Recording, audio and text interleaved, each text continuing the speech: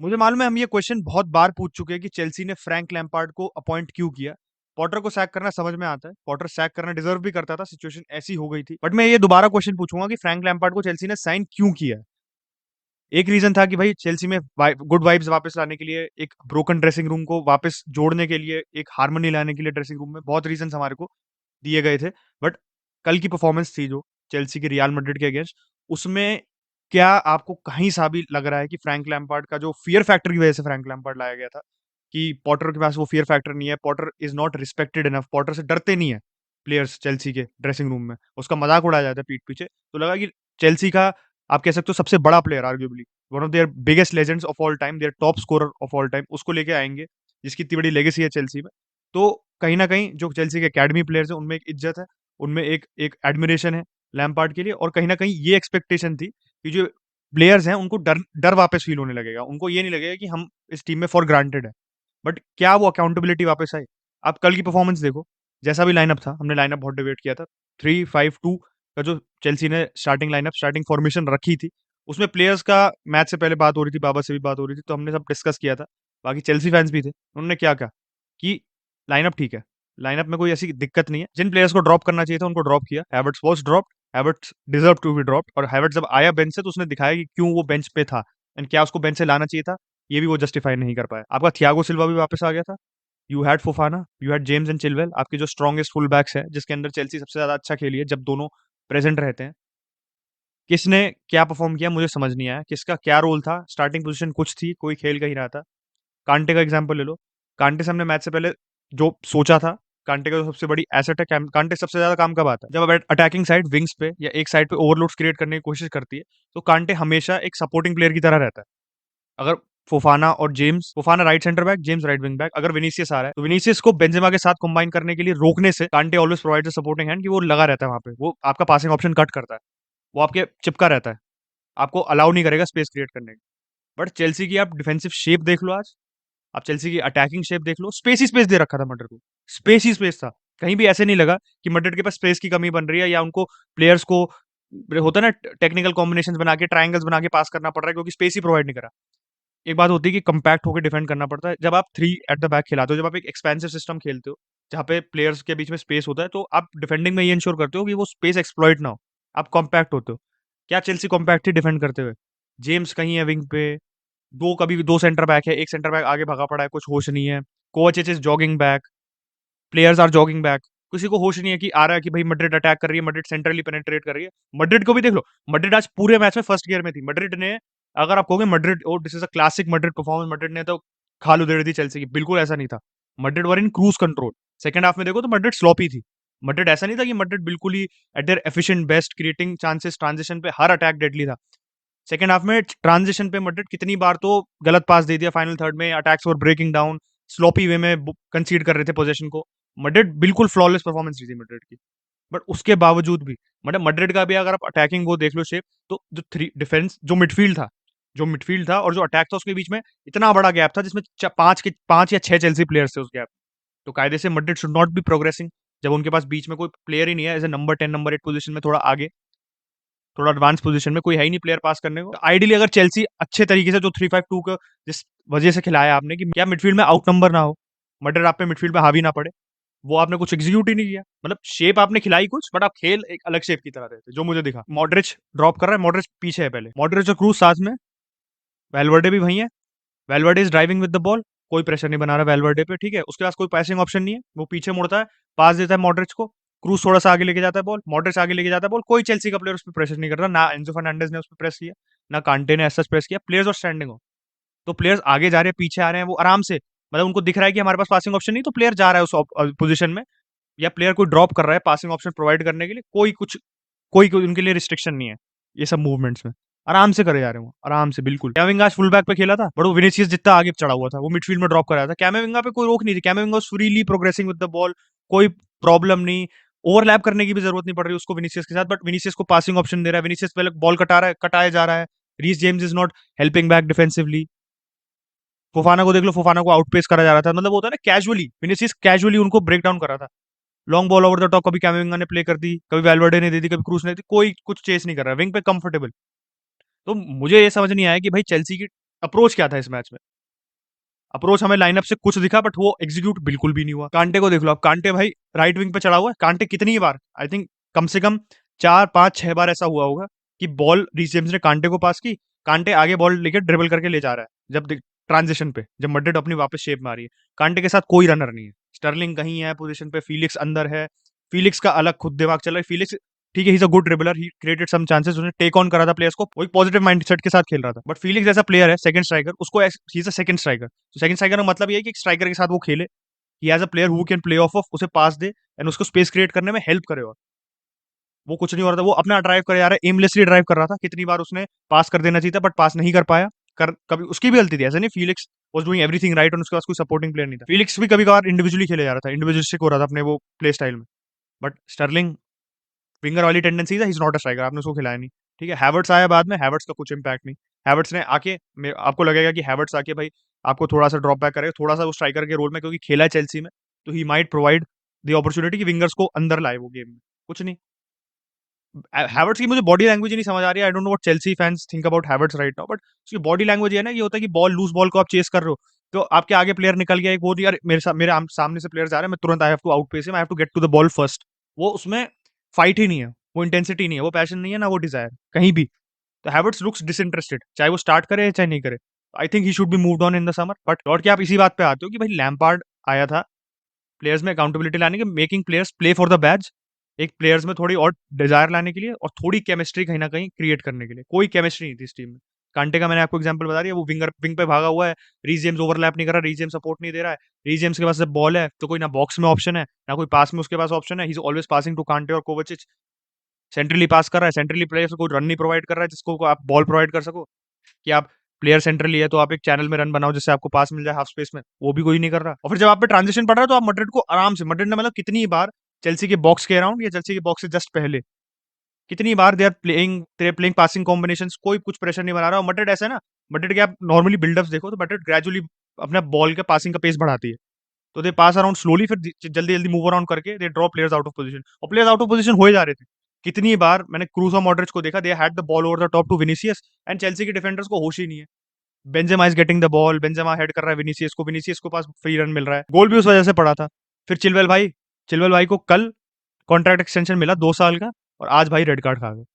तो चिलवेल का red card मतलब वो होता है ना बिल्कुल माथा खो देना, पता नहीं क्या करना है आपको, होश ही नहीं है क्या करना है। कि प्लेयर को आपको पता है इस सिचुएशन में रॉड्रिगो आपसे आगे निकल गया, आप लास्ट मैन हो, आप हल्का सा भी उसको पुल करोगे वो नीचे जाएगा और referee will send you off straight away, क्योंकि he was clean through on goal. Chilwell को रेड कार्ड पड़ गया, किसी को फर्क नहीं पड़ा, टीम में कहीं नहीं दिखा कि टीम में जाके कोई कैप्टन है आपका जाके अरे रेफरी से कर रहा है, ठीक है आपके पास you don't have much to fight for, आप आर्ग्यू नहीं कर सकते क्योंकि स्ट्रेट रेड कार्ड था, इसमें कोई आर्ग्यूमेंट की बात नहीं। बट एक होता है ना कि टीम में थोड़ी आए, अरे हमारे को डिसएडवांटेज मिल गया तो जाके रिएक्ट करो, शो सम रिस्पॉन्स, रिस्पॉन्स ही नहीं दिखा। चिलवेल भाई अपना आराम से साइड लाइन पे जा रहे हैं, उसको भी ज्यादा फर्क नहीं पड़ा।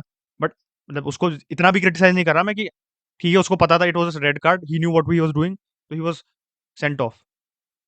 उसके बाद भी मैड्रिड ने ऐसा नहीं, बहुत मैड्रिड फ्लूइडली खेल रही थी, मैड्रिड ने बिल्कुल चेल्सी पे ऐसा प्रेशर बना दिया despite being one man up, कुछ भी नहीं ऐसा हुआ। मैड्रिड ने बहुत ज्यादा प्रेशर नहीं बनाया, मैड्रिड ने एक दो अटैक्स भी कंसीड किए, और जो कायदे से चेल्सी का only good chance in the game came from of a sloppy Cucurella cross, जो माउंट के पास गया था, माउंट के पास अपॉर्चुनिटी थी शॉट मारने का, शॉट मारा, रूडिगर ने ब्लॉक कर लिया। मतलब वो आप कह सकते हो चेल्सी की एक इतने चांस ही नहीं थी, क्योंकि तो that was the only good chance where Chelsea could have scored, आप कह सकते हो। बट उसके अलावा क्रॉसिंग भी देख लो आप, क्रॉसिंग भी इतनी सब पार थी आज। सेट पीसेस देख लो, कॉर्नर्स में मैन नहीं क्लियर कर पा रहे हो आप, मतलब वो तो ना एग्जीबिशन मैच था मैड्रिड के लिए। मैड्रिड वाज सो कंफर्टेबल थे, और कंफर्टेबल थे ऐसा नहीं कि because of their dominance, they were comfortable because other team was shit, इसलिए वो कंफर्टेबल थे। मुझे लगा था आज की अगर कांटर कोवचिच स्टार्ट करे तो एंजो थोड़ा और प्रोग्रेसिवली खेल पाएगा, बट एंजो का रोल फिर वो डिफाइंड नहीं था। वो प्रोग्रेसिव पासेस देने के लिए है आपकी टीम में, कैरीज के देने के लिए है आपकी टीम में, बट वो दे भी देता है कभी कभार when he drives forward with the ball, but वो भी उसके साथ कोई कंबाइन करने ही नहीं आ रहा। वो आई थिंक फर्स्ट हाफ में अराउंड 25वें 26वें मिनट के मार्क के आ रहा हूँ, Enzo was going forward with the ball, और उसको एक कोई प्लेयर चाहिए था पास में जैसे पास कर सके, कोई था ही नहीं ऑप्शन उसके। फिर देन ही ओवरप्लेड, ओवरथॉट, बॉल लूज कर दी, ट्रांजिशन पड़ गया मैड्रिड का। जब आप इतने टेक्निकल प्लेयर साइन करते हो तो आपको ये इंश्योर करना होता है कि सिस्टम ऐसा हो कि there is always a passing option available, and वो पासिंग ऑप्शन अवेलेबल था ही नहीं चेल्सी के पास। They were slowing down the play, कोई टेम्पो ही नहीं था प्ले में। तो मैं बार बार ऐसा लग रहा है कि मैं बस नेगेटिव ही नेगेटिव निकाले जा रहा हूँ, but there was no positive from Chelsea and बस इनके पास ये पॉजिटिव था कि Madrid were not looking threatening, ऐसा नहीं लग रहा था कि मैड्रिड हर अटैक से गोल मारेगी। मैड्रिड वाज आल्सो स्लॉपी, तो चेल्सी के पास एक ये आप कह सकते हो बेनिफिट है going into the second leg, they are playing at Stamford Bridge, and अगर उन्होंने एक अर्ली गोल मार दिया तो they might have a way to come back into the match. But Madrid की हम इतनी तारीफ कर रहे हैं, मैड्रिड को फिर आप अगर आप कहोगे मैड्रिड ने टैक्टिकली आउट क्लास नहीं किया बहुत चेल्सी को, मेंटालिटी से करा। जो प्लेयर बेंच से आ रहा है, असेंसियो ने आके गोल मारा, असेंसियो में मेंटालिटी है, चाहे वो मैड्रिड उसका कॉन्ट्रैक्ट खत्म होने वाला है, वो शायद मैड्रिड छोड़ के चला जाए इस season, same goes with Ceballos as well. But जब बेंच से आ रहे हैं तो they have a point to prove, दिखाने की मेरे को स्टार्टर प्लेयर बनना है, गोल मारा, you are always having an impact off the bench. तो टीम में एक है, मतलब टीम में एक होता है डर है एंचेलोटी का, Ancelotti is the biggest man in the dressing room. ये चेल्सी में केस ही नहीं। मैं कह रहा था कारवाल वीकनेस हो सकता है अगर चेल्सी उसको ढंग से एक्सप्लॉइट करे, फिलिक्स और चिलवेल कंबाइन करे, स्पेस क्रिएट करे, कारवाल को पोजीशन से विड्रॉ करे। कारवाल भाई ने तो पहली बॉल गोल के लिए असिस्ट दी है। Karwal was also not threaten, Karwal कभी फुल लेफ्ट बैक पे भी था ऑन मल्टीपल ओकेजन। कारवाल मस्त कॉम्बिनेशन बना रहा था रोड्रिगो के साथ, वेलवर्डे के साथ, बीच में आ रहा था तो गैरिंग द बॉल, प्लेइंग कंफर्टेबली, जो वीकनेस होनी चाहिए थी पोटेंशियली मैड्रिड के लिए, जो रही है इस सीजन एक्चुअली। एलेबा कितनी आराम से बॉल प्रोग्रेस कर रहा था, मतलब मेरे मैं कह रहा हूँ Madrid was not troubled. Madrid को आज कोई परेशानी ही नहीं हुई। इसलिए मैड्रिड अगर गलतियां भी कर रही थी तो चेल्सी में एक वो अवेयरनेस होती है ना, करे गलतियां कर रहे हैं हम पनिश कर सकते हैं, वो था ही नहीं चेल्सी के लिए। और सिचुएशन खराब करने के लिए कूलिबाली इंजर हो गया, एक बार भाई को वो दौड़ लगानी थी रोड्रिगो को पकड़ने के लिए, he caught up with him, tackled him, pass किया अरीज़ाबलागा को, फिर इंजर हो गया। उसकी जगह कुकुरेला आया, कुकुरेला कुछ नहीं कर पाया, मतलब कुकुरेला ने जितना ब्राइटन में प्रॉमिस दिखाया था, जो वो dynamic wing back centre back की तरह खेल रहा था, लेफ्ट सेंटर बैक और विंग बैक की तरह, वो उसमें कुछ डायनामिज्म है ही नहीं। मैंने उसकी क्रॉस की बात की, क्रॉसिंग बिल्कुल ऑफ द मार्क, एक वो ही नहीं है, मूवमेंट ही नहीं है कोई आप में कि आप जाके पासिंग ऑप्शन प्रोवाइड कर रहे हो, negative with the ball. Cucurella ने भी कुछ नहीं किया आके। अब चेल्सी सेंटर बैक किसको खिलाएगी सेकंड लेग में, ये देखना पड़ेगा। आई थिंक कुकुरेला ही खेलेगा, बट यही मेरे को फिर एक गलती आती है। अब चलो अब तो लैम्पार्ड की इसमें गलती नहीं, बट आपने बैडियाशील को खरीदा और फिर आपने उसको अपना चैंपियंस लीग स्क्वाड में डाले नहीं, इतने मिडफील्डर डाल रखे हैं और आलते फालतू में फर्जी में मिडफील्डर डाल रखे कुछ कुछ। तो गैलेगर ने कुछ इंपैक्ट नहीं किया बेंच से आके। माउंट लुक्स लाइक कि he will leave Chelsea this season, मतलब उसका उसके अंदर भी वो मुझे डिजाइन नहीं लगी, आके फालतू के फाउल करना, not making much of an impact जितना आप एक्सपेक्ट करोगे माउंट जैसे प्लेयर से। हाँ उस वजह से वो एक सबसे बड़ी चांस है गेम की, बट इम्पैक्ट नहीं था अगर आप ढंग से देखो तो बेंच से जब आके प्लेयर्स पे एक मोटिवेशन नहीं है कि हम आके कुछ प्रूफ करें पॉइंट। 11 आपका मतलब ऐसे है कि अलग अलग से प्लेयर उठा के, हर टीम से एक प्लेयर उठा के डाल दो, रैंडम से 11 बना दो, जिनको कभी एक साथ एक दूसरे के साथ खेले नहीं, वैसे खेल रहे थे, खेलना नहीं चाहते जो। बाकी आप नेपोली और एसी मिलान के मैच की बात करो तो उसमें भी एक सेंडिंग ऑफ थी। जैम्बो इंगीसा भाई को 70वें मिनट में पहले येलो कार्ड मिला, फिर डबल येलो कार्ड मिल गया था 74वें मिनट में, गॉट सेंट ऑफ। नेपोली के लिए हमने पहले बात की थी कि ओजीमेन विल नॉट बी प्लेइंग, तो बहुत बड़ा मिस रहेगा नेपोली के लिए। बट एक फायदा है नेपोली के पास, they have Kvaratskhelia in form, they have Elmas भी उनका बेंच से हमेशा अच्छा ऑप्शन प्रोवाइड करता है, लुजानो भी अच्छे फॉर्म में है, मिडफील्ड उनका फर्स्ट चॉइस पूरा था, लबोटका, ज़िलिंस्की और ज़ैम्बो एंगीसा, डिफेंस भी पूरा था। बट दिक्कत एक आ जाती है कि ओजीमेन जैसा स्ट्राइकर है ना आपके सिस्टम में, उसका इंपॉर्टेंस कितना है। Osimhen is not your traditional number 9, वो आपके फर्स्ट प्रेस में इंपॉर्टेंट है, आपके बिल्डअप में इंपॉर्टेंट है, वो ट्रांजिशन पे बहुत इंपॉर्टेंट है, वो होल्ड अप प्ले में बहुत इंपॉर्टेंट है, सेंटर बैक्स को ऑक्यूपाइड रखने के सेंस में। तो वो आपके पास था नहीं, तो खाली ये है ना कि स्ट्राइकर की मेन काम सिर्फ गोल मारना नहीं है या बॉक्स में एज अ ऑप्शन या एज एन आउटलेट रहना नहीं है। अब उसका ये काम भी है कि वो defence first line of defence striker भी होता है आपका। तो आपके सिस्टम के लिए जब एक इतना इंपॉर्टेंट प्लेयर है जो इतना इन्फॉर्म भी रहा है, जिसके लिए आपका अटैक इतना रिलाय करता है, वो नहीं है, उसके एब्सेंस में Napoli did not look as threatening. And वो मैं बहुत ऑब्वियस बात बता रहा हूँ, बट एसी मिलान को देखो कितनी बार नेपोली के पास इतने ज्यादा पासिंग ऑप्शन थे बॉक्स में, क्रॉसिंग ऑप्शन देखो आप, पासिंग ऑप्शन देखो, कितनी बार सेंटर बैक्स ऑक्यूपाइड कर पा रहे थे, कोई नहीं कर पा रहा था। ना एल्मास में वो हाइट है, ना फिजिकलिटी है, ना क्वार्टसेलिया के पास है, he was playing out of position, ना लोजानो के पास है। ट्रांजिशन में गजब खुल रही थी नेपोली। ब्राहिम डियाज का अगेन एन इंपॉर्टेंट मैच, जो पिछले लीग मैच में भी 4-0 जीती थी एसी मिलान, उसमें भी most influential player Brahim Diaz था, स्पेस एक्सप्लॉइट करने में, सही पास देने में। राफेल लियाओ फिर थ्रेटन कर रहा था आज, राफेल लियाओ को कोई मार्क भी नहीं कर पा रहे थे, मतलब ऐसा था ना राफेल लियाओ आ रहे तो फट रही थी नेपोली की डिफेंस की कहीं ना कहीं, दे वर स्टैंडिंग ऑफ। एंड अगर आप स्टैंड ऑफ करोगे और प्लेयर जो कॉन्फिडेंस में, he will dribble past you, उसमें वो कॉन्फिडेंस है उसको, और आपने कॉन्फिडेंस दे दिया। जब आप स्टैंड ऑफ करोगे, you not going after him, उसको लग रहा है कि हाँ मेरे से डर रहे हैं, he can feel the fear in the defenders. तो राफेल लियाओ भी ज्यादा थ्रेटन नहीं हो रहा था। एसी मिलान की बहुत कंपोज परफॉर्मेंस थी आज, एंड एसी मिलान ज्यादा ट्रबल भी नहीं हुई नेपोली से। Napoli had slightly more possession, passes भी ऑलमोस्ट इक्वल थे दोनों टीम के, बट अगर आप मैच देखो, एसी मिलान ट्रांजिशन पे वर वे मोर थ्रेटनिंग। आप थियो हर्नांडेस को देख लो, थियो हर्नांडेस को वो नहीं कर पा रहे थे कोप। बेनेसर को देख लो आप, बेनेसर नंबर 10, स्टार्ट भी उसने नंबर 10 किया, खेला भी नंबर 10 की तरह, बट वो डबल पिवट में भी खेलता है, तो ही हैड द फ्रीडम। तो ट्रांजिशन में प्लेयर्स आपको कवर करने को है नहीं, डिफेंसिव शेप ट्रांजिशन में इतनी मेरे को नापोली की इतनी कन्विंसिंग नहीं लगी, बिल्कुल ही टूथलेस नहीं थी नापोली। सेकंड हाफ में they had created the more chances, they were more threatening from open play AC Milan से ज्यादा। बट होता ना कि क्लियर कट चांसेस बनाना जिसपे आप स्कोर कर सको, वो नेपोली ने फ्यू एंड फार बिटवीन बनाई थी। तो सेकंड लेग में यही देखना पड़ेगा। आई थिंक स्पेलेटी क्या करता है, कि क्या आपका प्लान बी होता है सेकंड लेग में, वो देखना पड़ेगा। बिकॉज चाहे नेपोली सेकंड फेवरेट हो to win the Champions League, you have to have multiple ways match जीतने के लिए।